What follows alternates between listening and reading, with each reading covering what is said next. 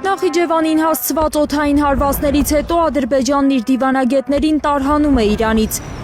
Թեհրանում Ադրբեջանի դեսպանությունն ու Թավրիզում գլխավոր հյուպատոսությունը դատարկվում են, հայտնում է Ադրբեջանի արտգործնախարարությունը։ Լիակատար մարտական պատրաստության վիճակի է բերել Բաքուն զորքերը զորահավաք հայտարարել։ Ադրբեջանի պաշտպանության նախարարության պարզաբանմամբ բանակը թիվ 1 պատրաստության բերելու նպատակն է արագ արձագանքել հնարավոր սպառնալիքներին։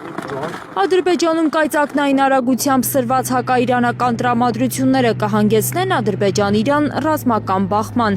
Կովկասագետ Կարեն Իգիթյանի կարծիքով Ադրբեջանը Իրանի դեմ ռազմական գործողություն կսկսի միայն այն դեպքում, եթե Իսրայելին ու Միացյալ Նահանգներին հաջողվի փլուզել Իրանի պետականությունը։ Այդ պահին իհարկե հնարավոր է, որ Ադրբեջանը փորձի իր բաժին իր Հայաստանը այս ամենից İran tərəfindən Բաքուն կփորձի իր բաժինը ստանալ Իսրայելից ու Միացյալ Նահանգներից հակաիրանական ծառայությունների դիմաց, բայց Իրանի պետականության փլուզման սցենարը խիստ անհավանական է համարում Իգիթյանը։ Naxçıvan Muxtar Այս պահին Կովկասագետի համոզմամբ Բաքուն ամեն կերպ փորձում է խուսափել բախումից, որքան էլ Ալիևը երկաթե բռունցք է թափահարում օդում։ այս պահին Ալիևը չնայած որ այսպես կոշտ ելույթներ ունենում այս պահին Ադրբեջանը չի մտնի այս փոփոխության մեջ։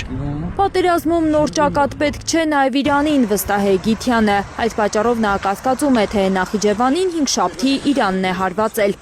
Իսրայելից բացի Իրանի ռազմական թիրախները ամերիկյան ռազմաբազաներն են Պարսից ծոցի երկրներում։ Կարծում եմ իրականում սա դրանք է շատ բարձ պատճառով, որովհետև Իրանը երբ որ հարվածում է արաբական երկրների տարածքին, նա ուղիղ ասում է հարվածել ենք, ճիշտ ենք արել։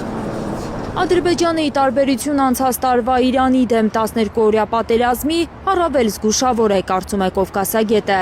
Այդ օրերին տեղեկություններ կային, որ Ադրբեջանի տարածքն օգտագործում է Իսրայելը Իրանին հարվածելու համար։ Իրականում Ադրբեջանը յուրաքանչյուր դեպքում մասնակցում է հակաիրանական գործողություններին, այսինքն Ադրբեջանում գործում են